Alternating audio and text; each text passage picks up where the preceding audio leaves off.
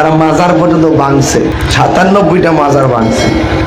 এখন তাদের পক্ষে কিছু প্রশাসন আছে, ফাটা কেষ্টর ভাব লইতে চায়। এর মধ্যে একজন হলো ডিসি সারোয়ার, বাবা শাহজালাল ইয়ামানী রহমতুল্লাহের মাজারকে রক্ষণাবেক্ষণ করলো। ওনার আওলাদ আছে, দরবারে খাদেম আছে।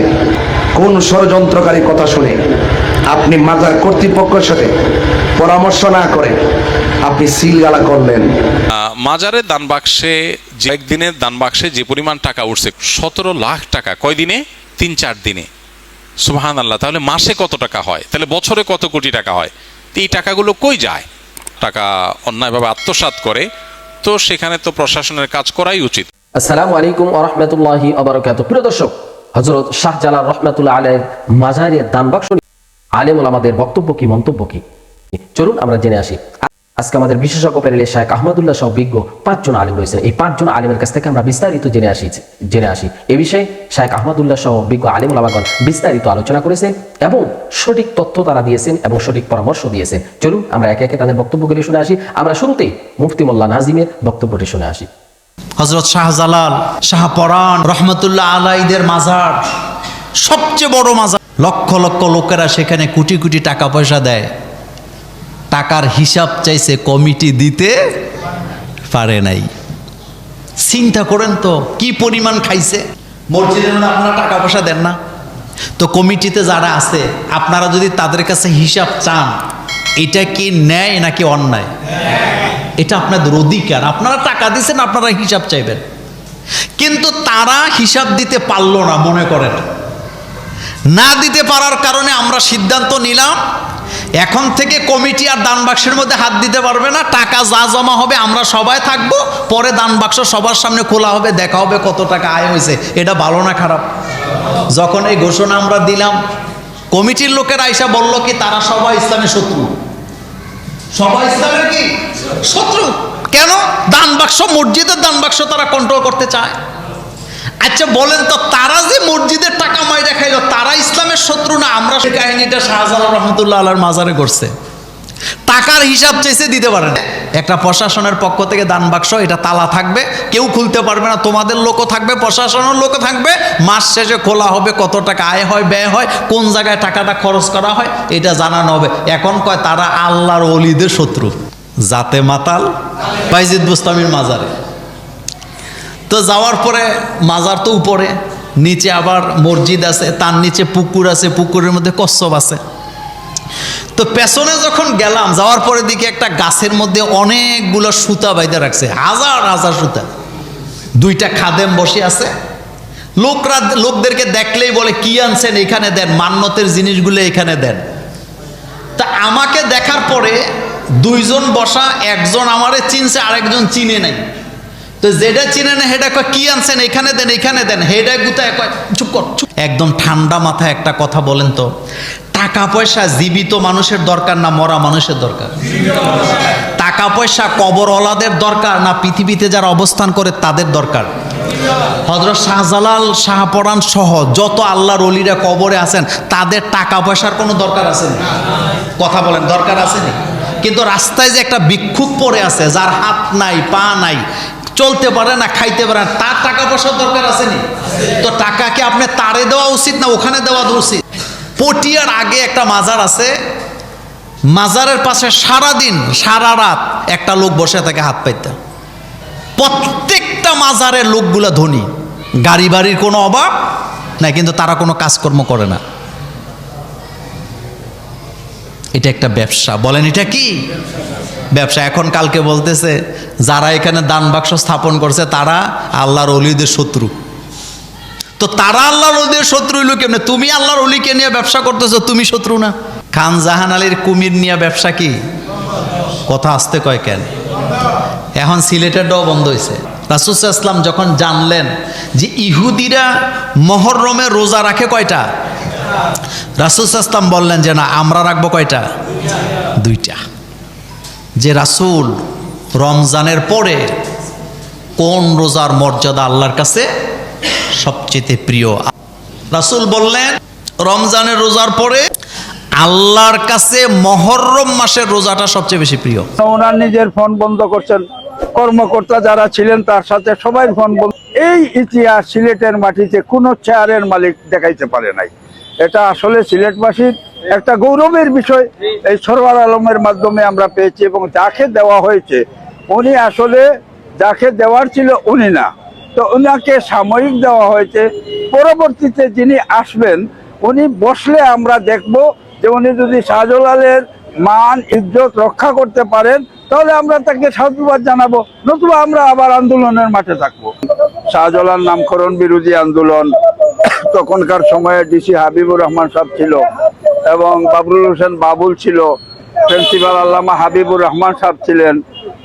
এক কথায় সিলেটের বিভাগ আন্দোলন বা যে সমস্ত আন্দোলন সিলেটবাসী শুরু করলে সেটার একটা সমাপ্ত গঠিয়ে গড়ে যায়, এর আগে গড়ে যায়। সিলেটের শাহজালালের উত্তরসূরিরা রাখবে, চেষ্টা করবে, ত্যাগ করবে, এতে কোনো বাধা আসলে তা মোকাবেলা করবে নীতিগত। কালকে আমাদের বৈঠক আছে সর্বস্তরের সিলেটের জনগণকে নিয়ে। এই বৈঠকের মাধ্যমে লাগাতার কর্মসূচি দেওয়া হবে যত সময় পর্যন্ত ডিসি সরওয়ার সাহেবের ব্যাপার ক্লিয়ার হয় না এবং আমাদের ন্যায্য দাবি দেওয়া আদায় হবে না, তত সময় পর্যন্ত সিলেটবাসীকে নিয়ে আমরা আন্দোলন চালিয়ে যাব ইনশাআল্লাহ। সরওয়ার সাহেব যে সাহসিকতার সাথে তার কর্মসূচি বাস্তবায়ন করেছেন, এতে করে যারা হিংসুক, যারা স্বার্থন্বেষী মহল, তাদের আঘাত লেগেছে যে ওই ডিসি যদি থাকেন তাহলে আমাদের কোনো কথাই চলবে না, ডিসি তার ন্যায়ের ভঙ্গিতে আইনের মাধ্যমে চলবে। সেই হিসাবে কিছু স্বার্থন্বেষী মহল তারা আমরা মনে করি যে ঊর্ধ্বতন প্রশাসনকে ভুল বুঝাইয়া বদলি করাইবার চেষ্টা করে। গতিকে আমরা মনে করি রাজনৈতিক হাত আছে, কিন্তু কতজনের আছে, কিভাবে আছে তা বলবো না। যদি কোনো খারিজি ওহাবিগুলোর পায়তারা হইয়া থাকে, কোনো আকিদাগত দ্বন্দ্ব সৃষ্টি হয়, তাহলে এই জমিন আহলে সুন্নতর মানুষে এই মাজারের হোম্মত রক্ষার লাগে জান কুরবান করতে প্রস্তুত। মাজার সুন্দর হইতো, মাজার নিয়মতান্ত্রিক হইতো, মাজার ব্যবস্থাপনাত খাদিমগুলোরও গুরুত্ব আছে, ম্যানেজমেন্টেরও গুরুত্ব আছে, প্রশাসনেরও গুরুত্ব আছে। সব দিক বিবেচনা করি একটা সুন্দর সমাধানের পথ আমরা আশা করব। কিন্তু ইকানোর দুম্রজালোর সুবাদে মাজার বিদ্বেষীদের যদি কোনো এজেন্ডা বাস্তবায়ন হয়, সেটার জন্য ইনশাআল্লাহ হযরত ফুদ্দলি সাহেবুল্লাহ রহমতুল্লাহ আলাই শুধু অনুসারী নাই, তরিকায় মোহাম্মদিয়ার অনুসারী সৈয়দ আহমদ বেল্লভী রহমতুল্লাহ আলাই অনুসারীরা এটার মোকাবিলা করার জন্য ইনশাআল্লাহ প্রস্তুত আছে। যদি এই সুযোগে কেউ মাজারে জিয়ারত বন্ধ করতে চায়, সওয়াব রেসানি বন্ধ করতে চায়, বা মাজারের হুরমত নষ্ট করতে চায়, এমনকি এরা ওই সমস্ত মানুষ যারা আজকে মাজার দরদি হইয়া কথাবার্তা করে, এরা এক সময় বলছিল যে এই মাজারে গুড়াইয়ে দিত, ভাঙ্গে দিলে। তো জিয়ারত আছে, জিয়ারত থাকবো, এর পরবর্তীতে যে সংস্কার আনার দরকার, সৌন্দর্য আনার দরকার, সেটার সাথে আমরা একমত আছি। শাহজালাল রহমতুল্লাহ আলাইহির মাজার কেন্দ্রিক অনেক আলোচনা সমালোচনার জন্ম হয়েছে। আল্লাহ শাহজালাল রহমতুল্লাহ আলাইহির ইজ্জত হুরমতরে বাকি রাখুক, হেফাজত করুক, সবে হোক আমি। মাজারের সংস্কার, উন্নয়ন, স্পষ্টতা, এটা আমরা সবর কাম্য। তারা মাজার পর্যন্ত ভাঙছে, ৯৭টা মাজার ভাঙছে। এখন তাদের পক্ষে কিছু প্রশাসন আছে ফাটা কেষ্টর ভাব লইতে চায়। এর মধ্যে একজন হলো ডিসি সারোয়ার। বাবা শাহজালাল ইয়ামানী রহমতুল্লাহের মাজারকে রক্ষণাবেক্ষণ করলো। ওনার আওলাদ আছে, দরবারে খাদেম আছে, এবং সারা বাংলাদেশের মানুষ। তিনি হলো ৩৬০ আউলিয়ার প্রধান, তিনি হলো সুলতান আউলিয়া। সেই বাবা শাহজালাল ইয়ামানী রহমতুল্লাহের খাদেমরা আছে, এবং দীর্ঘদিন পর্যন্ত সারা বাংলাদেশের মানুষ সেখানে জিয়ারত করতে যায়, তাদের মেহমানদারি করতে হয়। অনেক ধরনের ফকির থাকে, অনেক মিসকিন থাকে, অনেক মুসাফির থাকে। যখন কারো পক্ষ থেকে কোনো গরু নেওয়া হয়, খাসি নেওয়া হয়, কিংবা কোনো ধরনের দরবারে দান করা হয়, এই টাকা দিয়ে তারা মেহমানদারি করে। দীর্ঘদিন পর্যন্ত এটা রক্ষণাবেক্ষণ করে আসছে। ডিসি সারোয়ার সাহেব কোনো ধরনের পরামর্শ না করিয়া যদি মাজারের টাকা কেউ যদি হিসাব না দেয়, আপনার দরকার হলো তার কাছে হিসাব তলব করা, মেরে যেন না খায়। এটা আপনি জিজ্ঞাসা করতে পারেন। আপনি জিজ্ঞাসা না করিয়া কার কথা শুন না এই ডেক্সির মধ্যে 400 বছর 500 বছর ধরে যে ডেক্সির ভিতরে দানগুলো করা হয়, আপনি সেটার ভিতরে কার্পেট ভরার জন্য কোন ষড়যন্ত্রকারী কথা শুনে আপনি মাজার কর্তৃপক্ষের সাথে পরামর্শ না করে আপনি সিলগালা করলেন, এই জবাব তরিকাপন্থীরা আপনার কাছে চায়। তার মধ্যে ওনার মধ্যে একটা ডিসি একদিক দিয়ে সিলগালা করবে, এটা অব্যাহত থাকবে, আরেক দিক দিয়ে শোনাবেন যে প্রত্যাহার হয়েছে। এই নাটক আমরা শুনতে চাই না। সিলগালা ভেঙ্গে দিতে হবে, কথা বলেন ঠিক না বেঠে? সিলগালা ভেঙ্গে দিতে হবে এবং এটার হিসাব আমরা এটা চাই। ভাগ্যিস ভালো প্রত্যাহার হয়েছে সাময়িকের জন্য। আমরা মনে করি আল্লাহর ওলিদের অ্যাকশন শুরু হয়ে গেছে।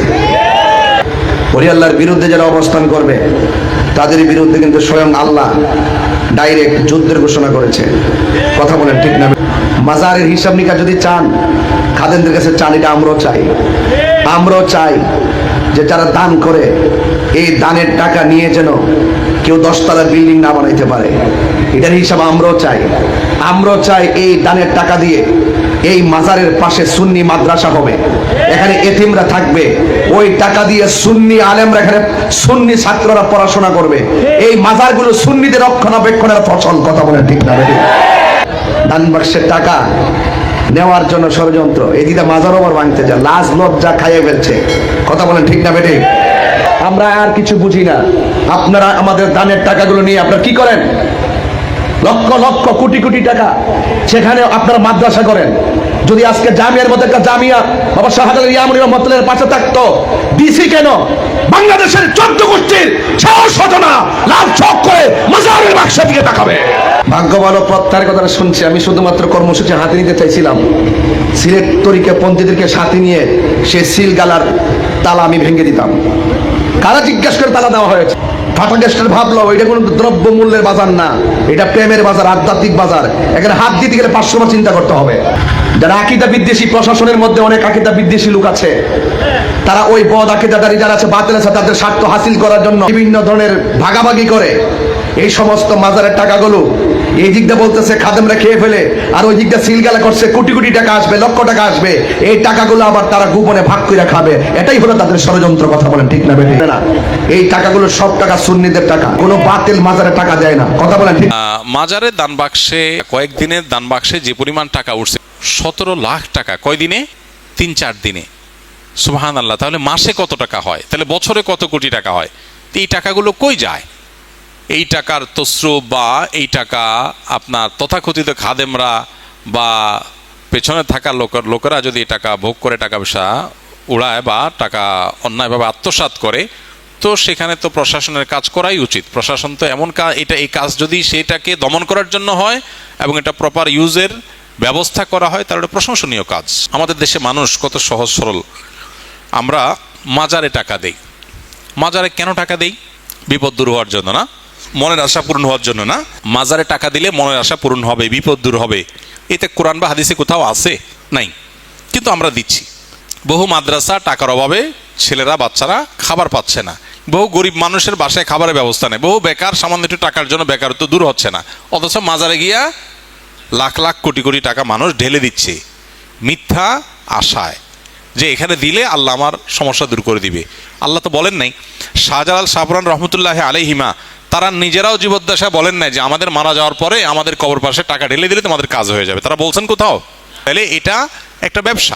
এই আত্মসাৎ বন্ধের উপায় অবশ্যই প্রশংসনীয় যদি সেটার সঠিক ব্যবহার করার উদ্যোগ নেওয়া হয়। প্রিয় দর্শক, এতক্ষণ আমরা শুনছিলাম বাংলাদেশের বিজ্ঞ 5 জন আলেমের কাছ থেকে যে শাহজালাল রহমাতুল্লাহ আলাইহির মাজারের দান বক্স নিয়ে আলেম ওলামাদের বক্তব্য কি, মন্তব্য কি, সে বিষয়ে আমরা শুনছিলাম বিজ্ঞ আলেমদের কাছ থেকে।